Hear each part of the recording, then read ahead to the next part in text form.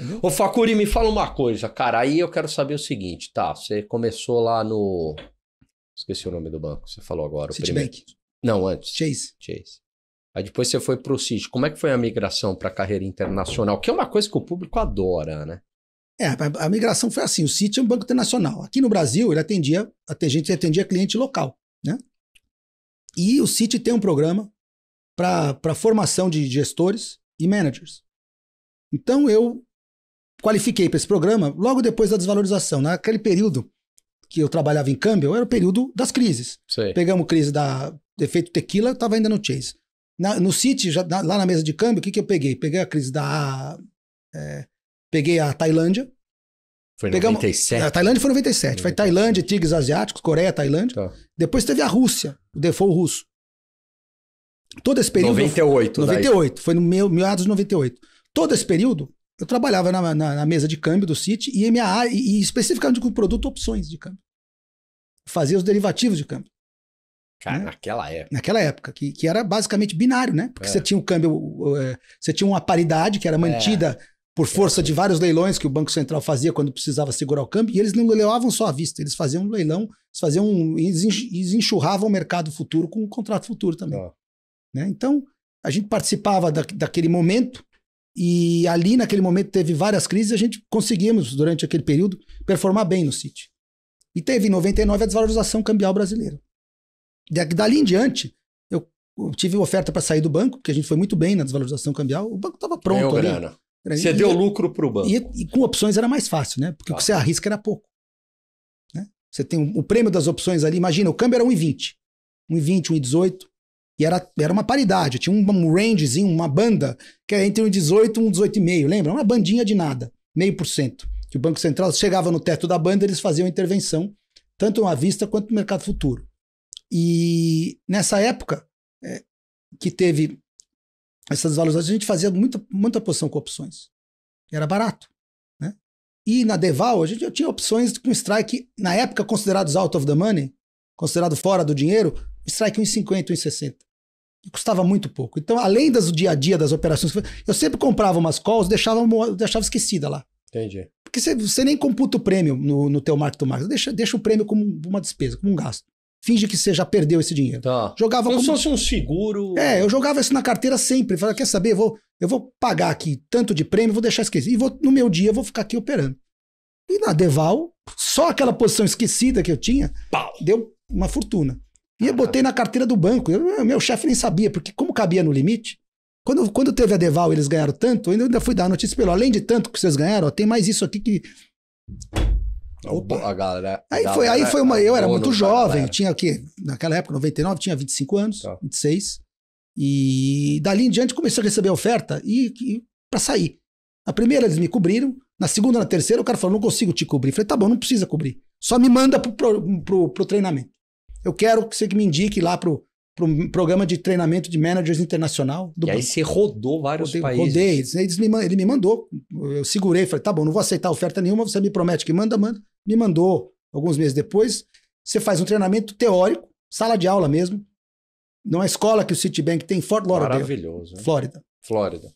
É um mês em sala de aula, depois 2 meses em Londres, na mesa, depois volta mais 1 mês e meio de sala de aula em Fort Lauderdale, 2 meses na mesa de Nova York, volta mais 1 mês e meio, 2. Que legal. São 11 meses de treinamento. Que legal. Volta mais um mês e meio de treinamento teórico, sala de aula com prova e tudo. Prova, tinha que passar. Tinha que passar. Se não passar, você te chutam de volta para casa com dishonorable discharge, né? Vai com desonra para casa. Tá. Né? Porque o banco paga tudo, né? Então você se sente na obrigação também de... Sim, lógico. Né? Vou fazer valer o investimento deles. Mas você conseguia se divertir nessa época? Tinha, a gente se divertia à noite. Imagina, era só homem quase.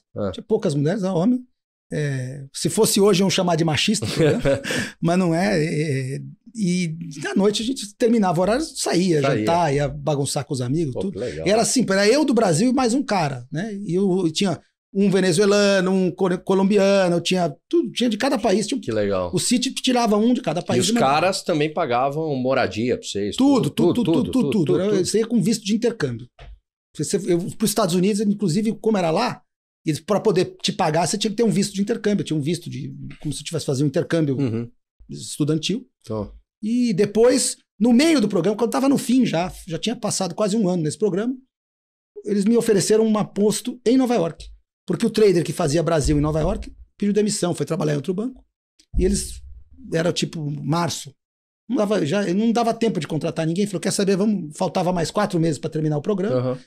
Me ofereceram de ficar fixo, um emprego mesmo na mesa de Nova York. Então eu passei lá a fazer no City Nova York, na mesa de Emerging Markets, lá em Wall Street. O chiquinho, o Facuri. Pois é. Um moleque de 26 anos, assim, o cara que saiu dessa cadeira tinha mais de 30, né? E que para Wall Street é um cara mais respeitado. Um moleque não dá muita bola lá, né? Mas eu falei, tá bom, vamos aproveitar esse moleque que ele tá aí, né? E vambora. E aí eu fiquei lá na mesa, e a mesa de lá é para atender investidor estrangeiro. Então, eu atendia investidor hedge fund, atendia real money accounts, né? Fundos de pensão. Então, você vê, o nome de cliente, eu posso falar alguns que é conhecido. GIC, que é o governo de Singapura. Tinha um fundo que operava bastante lá com a gente. O Harvard, o fundo dos professores de Harvard. É gigante, entendeu? Tinha Ontario Teachers, que é um fundo do Canadá, que é os professores de Ontario. Enorme também. A PIMCO. Tinha o Quantum, do Jorge Soros. Entendeu? Caraca. Todos esses caras operavam lá. Pediam um preço para a mesa de Nova York. Só que aí Brasil virou foco. Você lembra em 2002, com o negócio da eleição do Lula? Lembro. O câmbio foi de 2 para 4. Lembro. Porra, naquela época seria o equivalente a 8 e pouco. Exatamente. Se você for fazer a conta. E aí, os investidores começaram a querer fazer Brasil todo dia. Eu, sentado em Nova York, eu tinha mais fluxo que a mesa do City Brasil inteira de câmbio aqui. E a mesa atendia Petrobras, Vale, atendia a parte comercial, atendia também um pouco de fluxo financeiro, de empréstimo. Mas o fluxo que eu tinha de demanda lá para fazer operação de renda fixa e moeda era quase que o dobro de tudo que o Brasil fazia. Então eu tinha que fazer as operações para me redear de todas. Eu passava o dia dando preço para cliente. E tinha também, lá naquela época não tinha um Chinese Wall tão ruim como tem hoje. Hoje os bancos não podem mais ter posição proprietária. O trader que faz cliente, ele só pode fazer cliente. Naquela época eu tinha um book proprietário, que podia fazer o meu, tinha o do chefe, tinha o do chefe do chefe. Então eu fazia o meu book, o chefe queria alguma coisa, eu fazia para ele. Cada um tinha o seu bookzinho lá. Então, eu fazia de manhã um e-mail, um Bloomberg, né? Não era e-mail, fazia um Bloomberg de call, de dar a minha opinião. Falava, eu acho que tem que fazer isso, isso, isso. E os clientes ligavam e falavam, faz ou não faz. Sim. E eu era o dia inteiro executando ordem deles e meu. E tinha cliente que gostava de ir junto. O que você vai fazer hoje? Eu vou fazer tanto. Vou com você. Assim, era essa a confiança. Você vai fazer isso? Vou. Faz pra mim. Que preço? Faz, depois você me dá o preço. Era assim, entendeu? Sensacional, cara. Então, essa foi a minha vida. E nesse período de 2002... o Brasil ficou em evidência.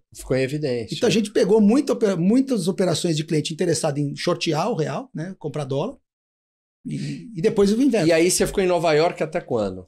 Fiquei em Nova York até 2005. De 2000 a 2005, foram 6 anos. 5 anos e quase 6 anos. Pô, morou um tempo lá. Morava onde lá? Morei em Manhattan mesmo.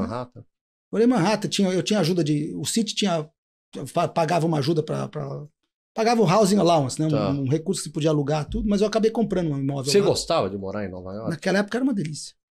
Hoje não tá tão gostoso. Hoje ficou mais violento. Você pegou, acho que uma das melhores fases. O prefeito era o Rudy Giuliani. Pô, zero tolerance. E que depois Você tava então nos ataques? Tava, eu vi as torres cair, perdi 2 amigos. Conta isso aí, cara. Perdi 2 amigos, perdi os 2. Na verdade, o meu amigo que morreu no ataque, ele era meu broker. Ele trabalhava na Cantor Fitzgerald, que era aquela corretora que estava no 101, acho que o avião bateu embaixo. Então ali naquele andar todo mundo pereceu. Caramba. E esse meu amigo, ele é meu broker, ele estava na linha comigo. Eu estava reclamando, cadê o preço do que eu te pedi? Né? De repente ele entra na linha, bateu alguma coisa aqui, eu já volto. Aí nunca mais voltou. O quê? Quer dizer, bateu alguma coisa, eu vou ver. Vou ver o que aconteceu, nunca mais voltou. Cara.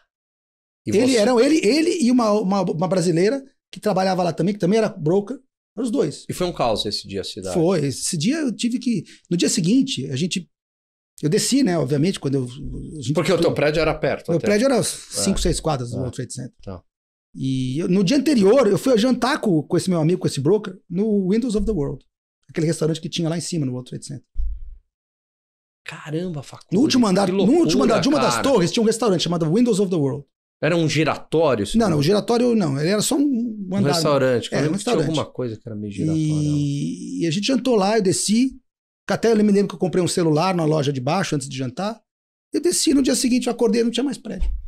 Cara, que loucura. E um caos na cidade. Caos, imagina. Voltei a pé de Wall Street, lá um town, pro Central, perto do Central Park, onde eu morava. Porque ninguém ia pegar metrô, né? Não sabia o que estava acontecendo.